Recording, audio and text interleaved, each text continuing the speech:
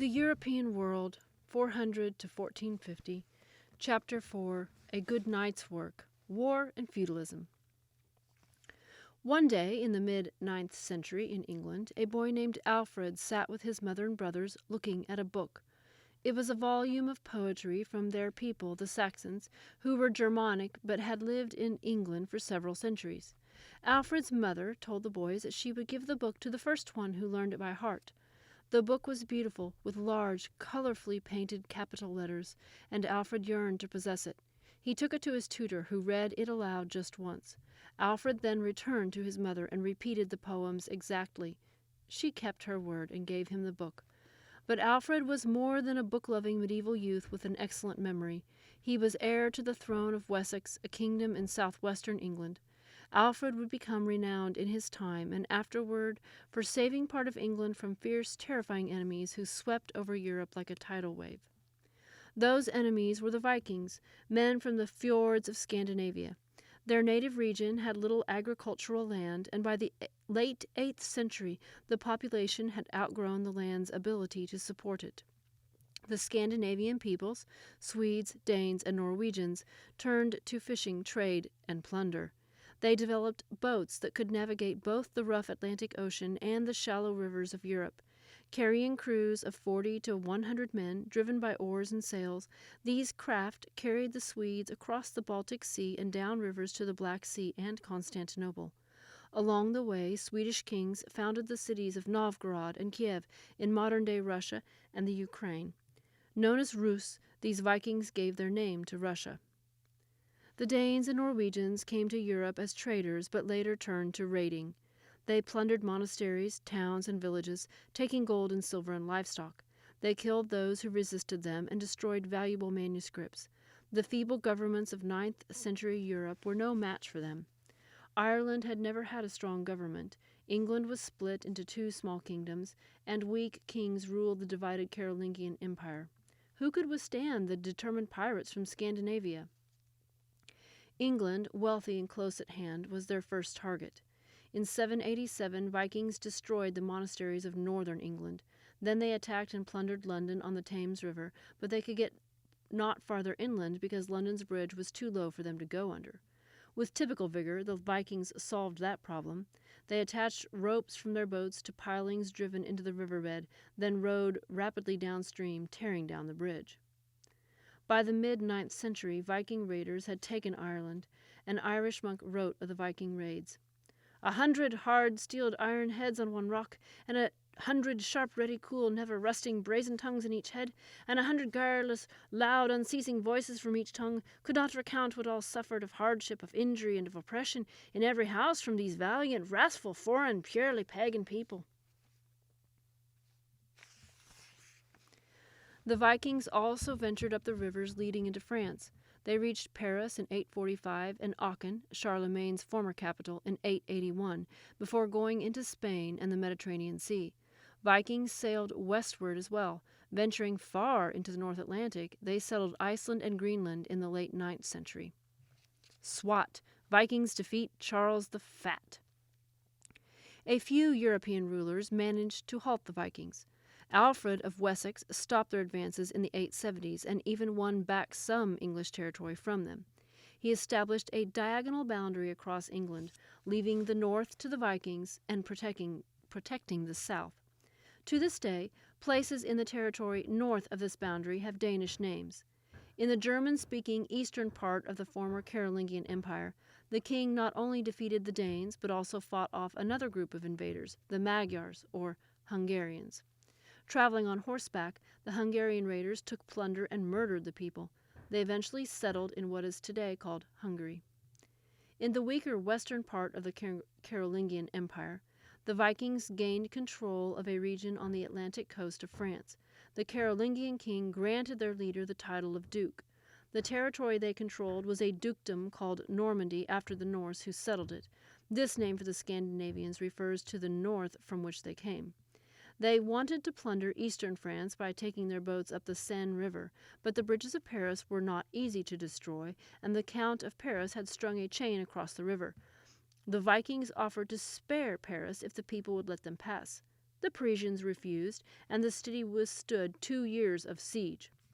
In the end, a Carolingian king named Charles the Fat permitted them to plunder beyond Paris. When the kings of France failed to protect their people from the Vikings, the people sought help from local strongmen.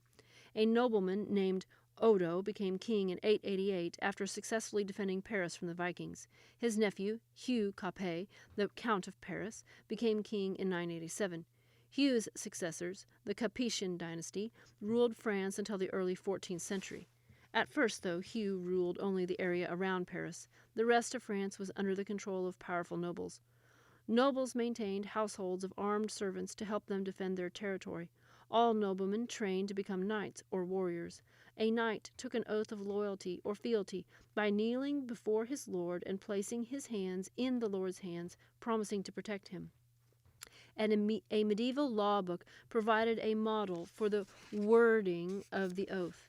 Hear this, Lord, that I will bear you fealty in life and limb, in body, goods, and earthly honor. So help me God. Some remained warriors all their lives. Others became lords with lands and titles that they took for themselves or were given by higher lords. Medieval society was organized into many layers, with each layer dominating those beneath it. The king was at the top, followed by nobles, which included dukes, counts, marquises, and barons. Popes, bishops, and abbots were usually sons of nobles and were members of the ruling elite. In the 12th century, the titles, power, and relations among these elites became more fixed. Count Roland's Last Stand, an anonymous Frenchman, the Song of Roland, mid-11th century. Both Vikings and Europeans of the early feudal period enjoyed poems about battles, tales of deceit and valor, and deeds of gods, kings, and adventurers. The Song of Roland tells the story of the heroic last stand of Count Roland, vassal of Charles, and his friend Oliver. Roland is too proud to call Charlemagne to the rescue by blowing the Oliphant, a horn made from a carved elephant tusk. In the poem, Charlemagne is an old and respected king who is presented as the ideal feudal ruler. The text refers to Muslims as pagans, showing how little the Franks understood Islam. Roland's a hero, and Oliver is wise. Both are so brave men marvel at their deeds. When they mount chargers, take up their swords and shields, no death itself could drive them from the field. They are good men, their words are fierce and proud. With wrathful speed the pagans ride to war. Oliver says, Roland, you see them now. They're very close, the king too far away. You were too proud to sound the Oliphant. If Charles were with us, we would not come to grief. Look up above us, close to the gate of Spain. There stands a guard. Who would not pity them? To fight this battle means not to fight again. Roland replies, Don't speak so foolishly. Cursed be the heart that cowers in the breast. We'll hold our ground if they will meet us here. Our foes will find us ready with sword and spear. At Roncesvalles court, Roland passes by, riding his charger, swift running violent. He's charged for battle, splendid in shining mail. As he parades, he brandishes his lance, turning the point straight up against the sky, and from the spearhead a banner flies, pure white, with long gold fringes that beat against his hands. Fair to behold, he laughs serene and gay. Now close behind him comes Oliver, his friend, with all the Frenchmen cheering their mighty lord. Fiercely his eyes confront the Saracens. Humbly and gently he gazes at the Franks, speaking to them with gallant courtesy. Barons, my lords, softly now, keep the pace. Here come the pagans looking for martyrdom. We'll have such plunder before the day is out as no French king has ever won before. And at this moment the armies join in war.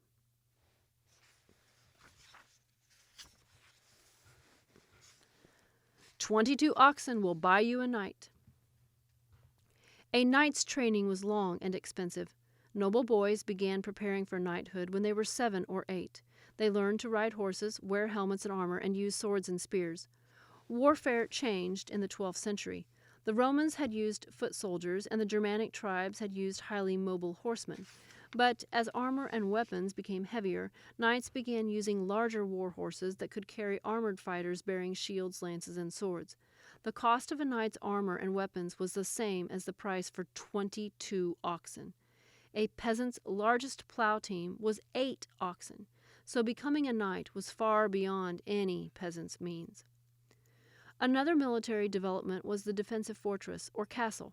The earliest defenses were known as motte and bailey castles. The motte was a natural hill or one that had been built up from nearby stone and earth, topped with a wooden fort or tower. In time, the wooden walls gave way to stone. The bailey was an area enclosed by a low wall, which either surrounded the motte or was next to it. The bailey was big enough to hold the animals and other valuables of the lord and his peasants. If raiders took the bailey, the people could retreat into the motte fort and, they hoped, at least save their lives. Castles were an investment of labor and money.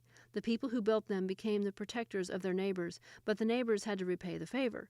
If the neighbors were warriors, they had to fight for the castle owner in exchange for his protection. If they were peasants, they had to work his land.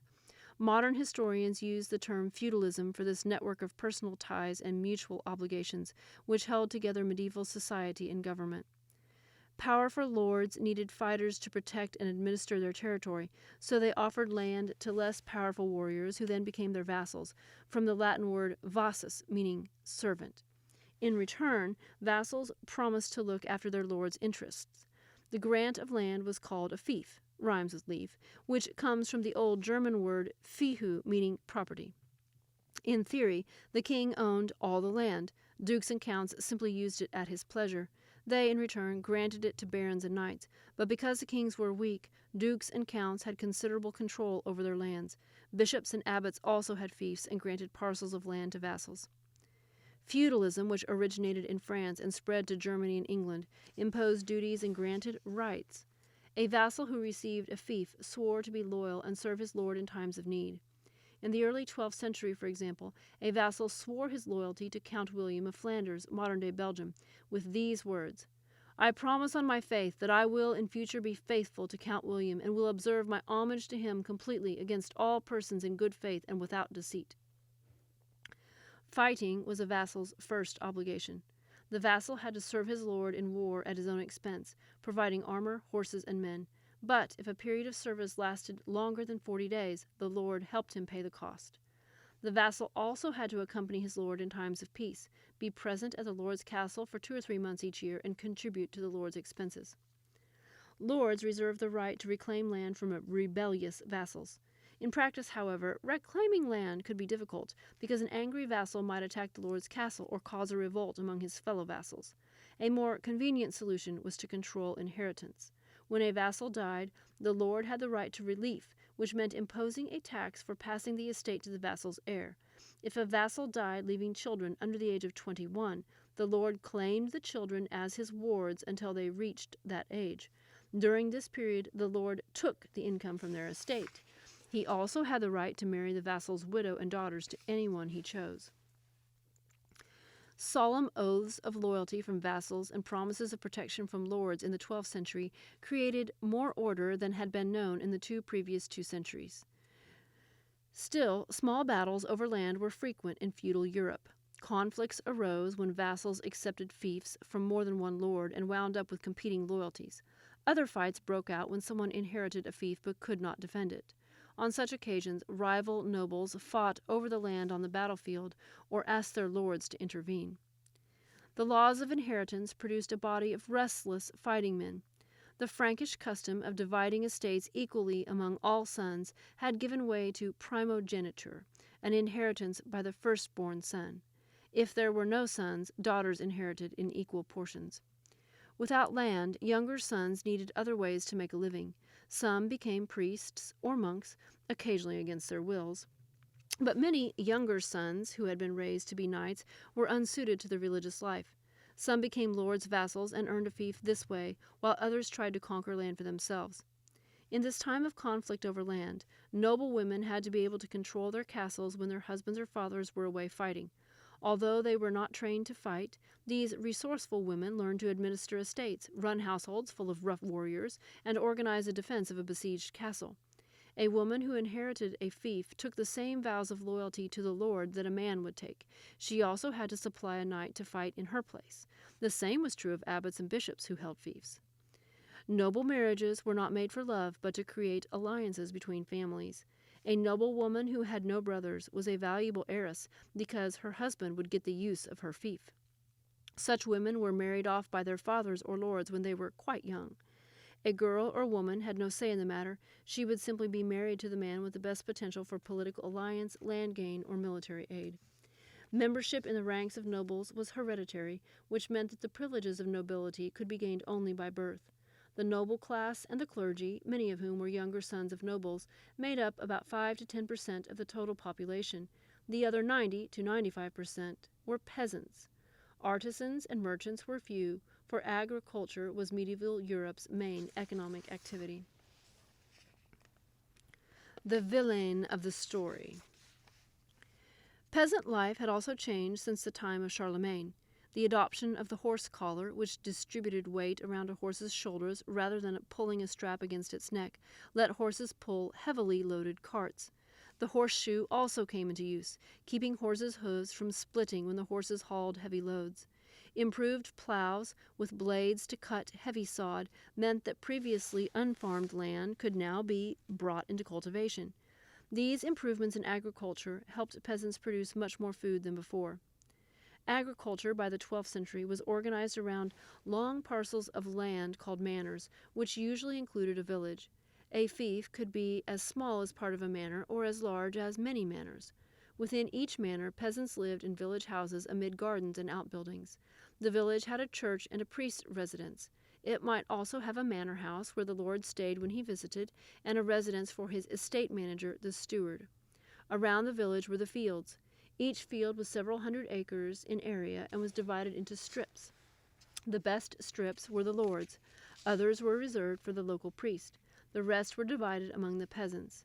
Each family received a mix of good and bad farmland, but families' total acreage varied from 5 or 6 acres for the poorer families to 30 or more for the most prosperous. Each peasant's duties were spelled out in the Kostümel, the register of customary services and rents that each family owed. Peasants could be free or unfree. Some peasants descended from slaves, some lost their freedom by conquest or debt, and some kept ownership of their land. The unfree peasants were called serfs or villeins, the French for village dwellers. Villeins. On the surface, the differences between the two groups were small. Both had to work for the lord. Serfs, though, bore additional burdens. While free peasants owned their lands, serfs only had the right to rent their father's land, and to do so they had to pay death dues due to the lord. The dues usually included a serf's best plow oxen as well as a fee. Serfs also paid annual rent, and while free peasants could leave the manor as they wished, serfs had to pay the lord if they wished to leave. A serf also owed special rents and gifts to the lord, including fowl on feast days such as Christmas and eggs at Easter. The modern customs of eating goose or chickens for Christmas dinner and decorating eggs for Easter come from these practices. Marriages between free and unfree peasants were so common that the division between the two groups grew blurred. A free peasant could move his family if he wished, but there were few places to go. If he had land and a lord who shielded him from raiding armies, he was happy enough to stay where he was. Livelihoods were so chancy that people were grateful to have land to work and protection during invasions and local skirmishes. 2 centuries after King Alfred ruled Wessex, medieval society was changing in England and across Europe. On the European continent, feudal society had become more organized and formal. Viking raiders settled down and became Christian. They no longer roamed the seas. Peasants could till the soil with less fear of raids. But the desire of nobles for more land led to further conquests. A weak king ruled England, lands to the east of Germany were sparsely settled, and Christians began to look at the conquest in Spain.